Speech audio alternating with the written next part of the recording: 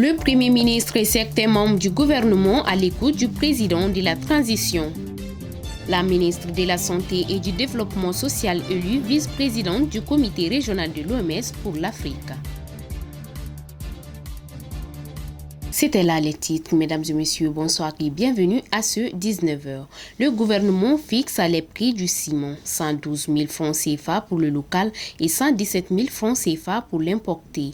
Face à la flambée des prix du ciment, produit indispensable à la vie quotidienne et au développement des infrastructures, le ministre de l'Industrie et du Commerce, Moussa Alassane Diallo, a mené depuis plusieurs mois une série d'échanges avec l'ensemble des acteurs de la filière. Zanka Ouattara pour les précisions.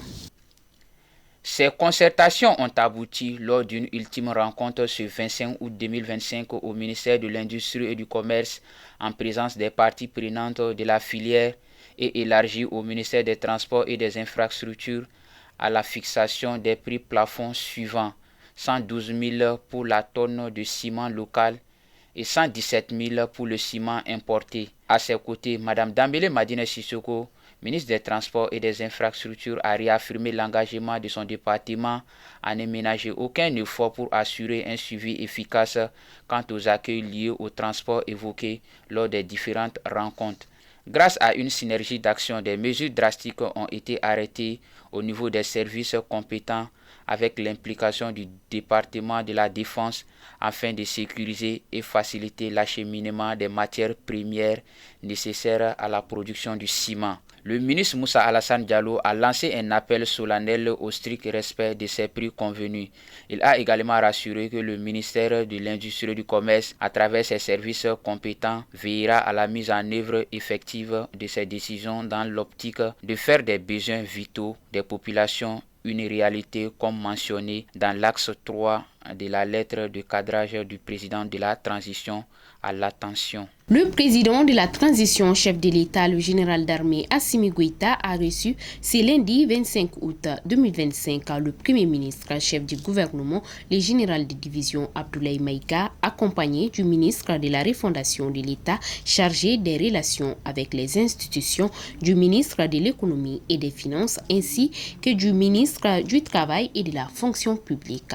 Mariam Kouni pour les détails. Cette audience intervient 10 jours après la remise officielle au président de la transition du rapport relatif au projet de système intégré de gestion des ressources humaines, des fonctions publiques de l'État et des collectivités territoriales. Au centre des échanges lors de l'audience, les recommandations formulées dans le dit document. À l'issue de la rencontre, au nom de la délégation ministérielle reçue, le Premier ministre au chef du gouvernement a indiqué que le chef de l'État a instruit la mise en place rapide d'un mécanisme pour assurer l'exécution correcte des recommandations issues du rapport du SUGRH. Concernant la situation des fonctionnaires fictifs mentionnés dans le rapport, en plus du délai de grâce à 3 mois accordés pour leur identification, le chef du gouvernement a affirmé avoir reçu d'autres instructions à leur sujet qui seront dévoilées dans les jours à venir par les ministres concernés. Toujours avec les actualités, l'Afrique vient de témoigner de sa confiance de leadership sanitaire au Mali à travers l'élection du médecin-colonel Assaba Diallo Touré, ministre malien de la Santé et du Développement social en qualité de première vice-présidente de la région Afrique de l'Organisation mondiale de la santé. Elle est suivie du professeur Adrien Mokoudou, ministre de la Santé du Gabon, comme deuxième vice-président.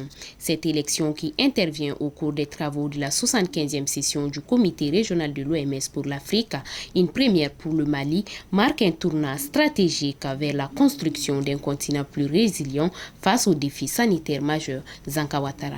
Le comité régional de l'OMS, organe décisionnel pour la région Afrique, joue un rôle essentiel dans la définition des priorités de santé publique, la formulation de stratégies concertées et la coordination des réponses aux crises sanitaires. L'élection du Mali au sein de son bureau témoigne de la reconnaissance du rôle croissant joué par le pays dans la transformation des systèmes de santé en Afrique.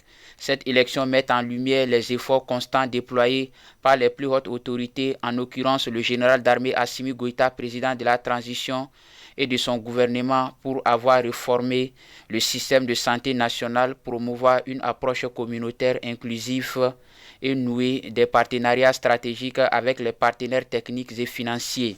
Cela représente non seulement un honneur pour le Mali, mais surtout une responsabilité accrue au service de la santé des populations africaines. Elle intervient dans un contexte où la région est confrontée à de multiples défis sanitaires, paludisme, choléra, Covid-19, Mpox, etc. Crise humanitaire et enjeux structurels, mais également porter des dynamiques d'innovation et de renforcement endogène des capacités. Le programme de travail de l'OMS pour l'Afrique 2025-2030, dont les grandes lignes ont été validées, vise précisément à accélérer les progrès vers la couverture sanitaire universelle tout en consolidant la sécurité sanitaire sur le continent. Pendant sa mandature au sein du comité régional, le Mali pourra désormais jouer un rôle actif dans l'élaboration de politiques de santé adaptées aux réalités africaines. Il s'agira notamment de renforcer les soins de santé primaires, de mieux lutter contre les épidémies, d'améliorer la santé maternelle, néonatale et infantile, de promouvoir une gouvernance sanitaire efficiente et de garantir un financement durable de la santé. Lancement des épreuves des BT1 et BTD filière agro-pastorale. C'est au lycée technique de l'Académie d'enseignement de Bamako Rive Gauche que Dr Amadou Sissavani, ministre de l'Éducation nationale, a procédé au lancement des épreuves de BT1 BTD filière agro-pastorale. Dans son adresse aux candidats et aux surveillants, le ministre de l'Éducation nationale a mis l'accent sur l'importance de tous les examens nationaux. Il dira que la filière agro-pastorale est l'une des filières porteuses au Mali. À ce titre, les candidats doivent travailler de façon honnête pour que demain le pays soit fier d'eux. Le ministre n'a pas manqué de prodiguer des conseils aux candidats et aux surveillants. Il est à noter que ces examens de filière agro-pastorale se déroulent dans 16 académies d'enseignement du 25 au 29 août 2025.